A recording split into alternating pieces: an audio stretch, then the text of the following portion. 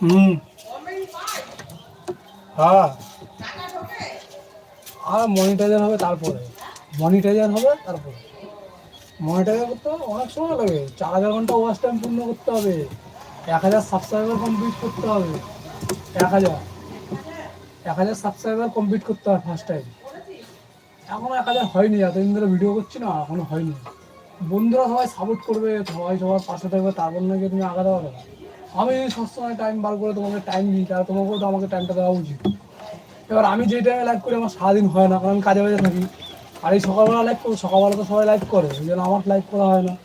এবার আমিও তো আমার লাইভে যারা যারা আছে তারা সকালে লাইভ করে, 11টা থেকে লাইভ করে, কেউ 10টা থেকে। তখন তো আমি কাজ করি, তখন লাইভ করবো না, কাজ করবো।